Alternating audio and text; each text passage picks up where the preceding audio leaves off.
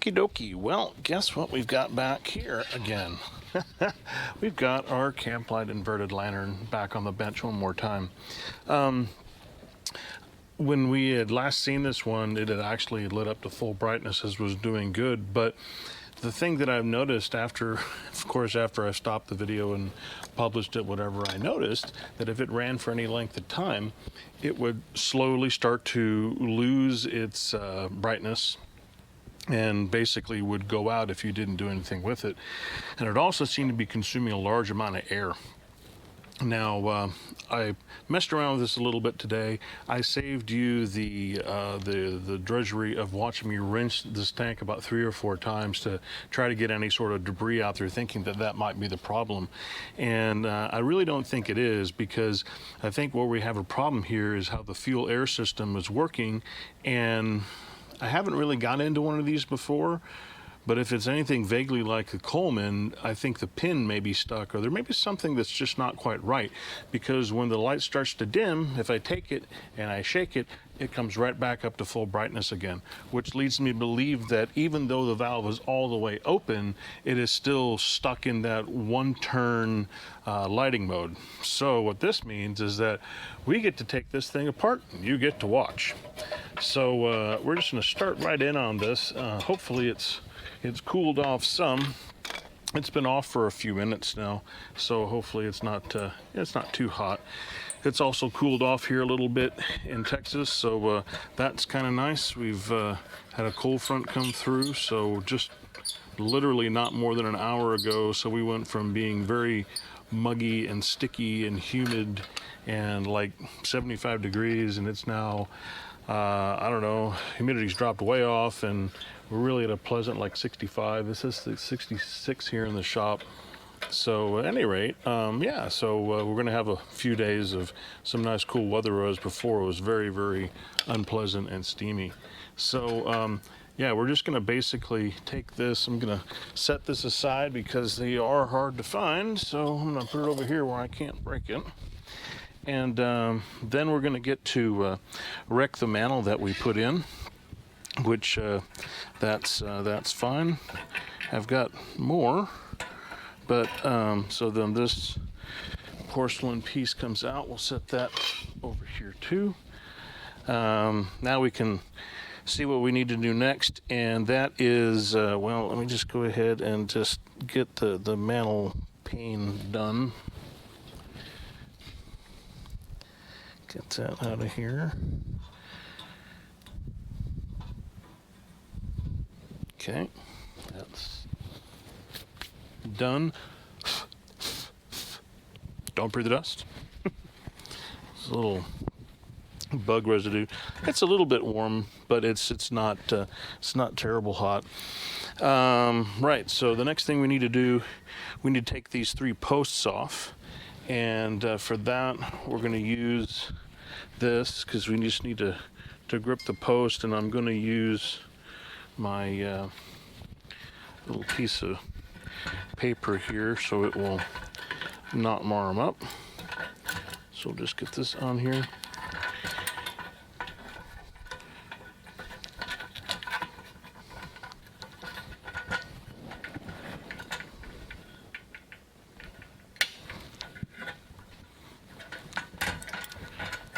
"2,000 years later." Man, I thought that would be a little easier than it was. That took a lot. That took a lot of time. So now we have to unscrew this screw over here, and then that collar will come off. I'm gonna use. Wonder if this will fit. I think it will. Yep. Take this screw here. It does have a bit of spring to it, so you want to hang onto that screw so it doesn't launch it across the shop. And also, when this does come apart, the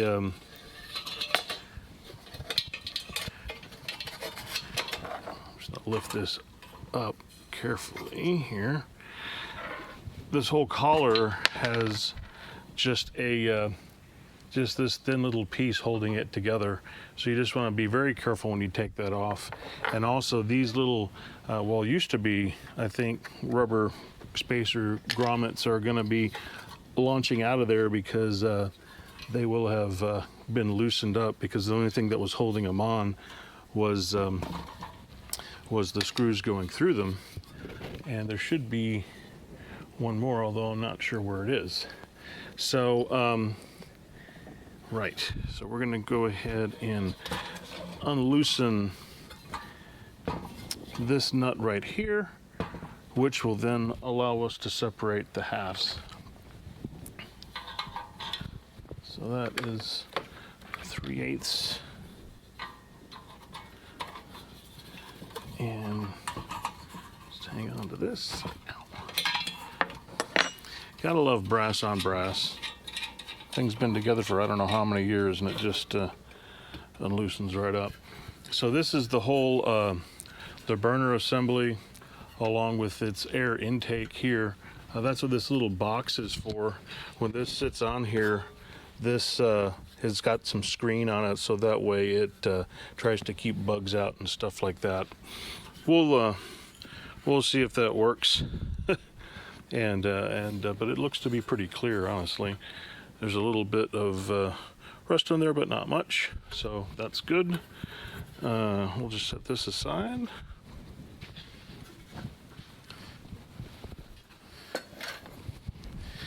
And now we get to see the actual fuel tank and valve assembly here, and I can see my one last piece of grommet there, and there she just launched out. So these are the three here, so you want to be aware of those. And then the next thing to do here will be to pull that valve assembly out, and you can see there's quite a bit of heat insulation between this and the fuel tank, obviously, as you'd want it to be. So yeah, so it basically keeps it from having any kind of real problems there. So I think what I'll also do is we'll loosen this off of here, because we're going to have to spin this valve around. And important to note, not on there with a whole lot of force, just a little bit. So we'll do that. Another really good thing about this too is when you're disassembling these things, take a picture.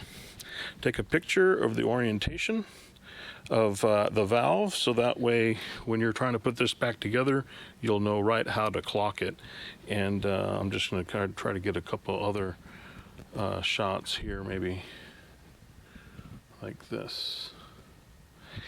And I've even heard some people say that, you know, if you can, put a mark on the tank so you can see exactly where that valve was, and I think that's a great idea.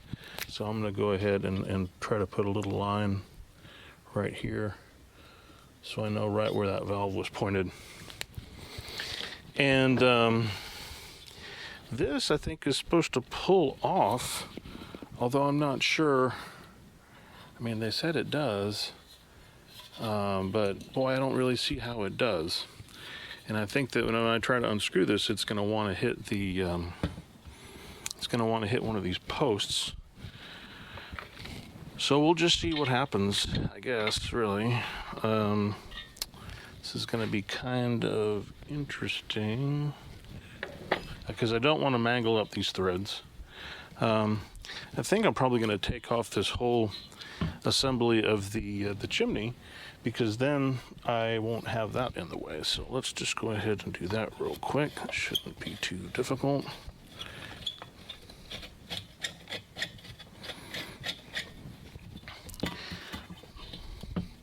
Just a whole bunch of spacers in between there, so hopefully it's not going to be too bad to put back together. We'll see.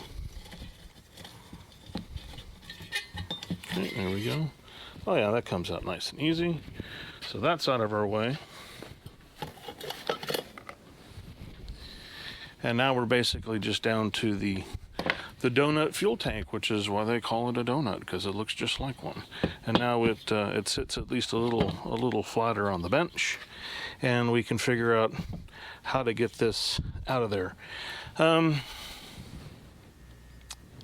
Probably can fit something like this on here, although I don't like that idea very much. Because, again, I don't want to hit those threads, and I'm absolutely going to hit them. So, kind of the similar kind of trick where you do this with the Coleman, and then you stick a large screwdriver through it, like this. And then you can turn this without damaging the thing. Yeah, see, it's definitely going to hit this stud. So we're going to try to pop that off without breaking it. That is going to be interesting. I think I would like to use like 2 opposing screwdrivers.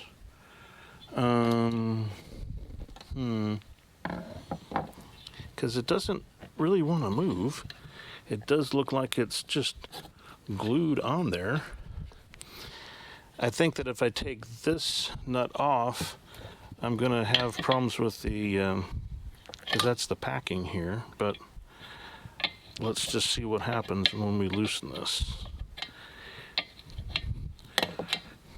I usually don't like to disturb the packing because, well, it's hard to replace, but I don't see any other way, and I don't really feel like popping that valve handle off. So okay, that comes off pretty nice. It's not a big deal.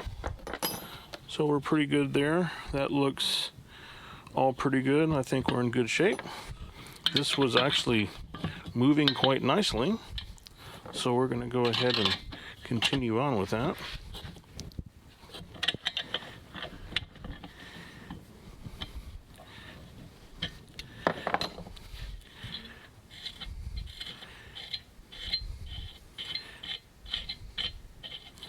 And let's see what we got. Okay, so there is a very small hole in the bottom of this. I believe oh man, I really can't see this at all. There's a small spring right here. Can't really tell how that works very well.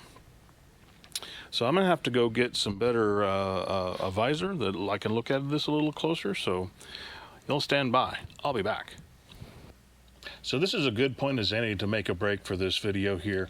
It's going to end up being really, really long if we don't do this, and I don't want to keep everyone just absolutely nailed to their screens the whole time. All right. So we're going to first find out some things along the way. You don't want to miss it. Come along next week on Monday, and you'll get the next edition, and we'll get the final bits of it and how everything ended up working out. Until then, keep them lit.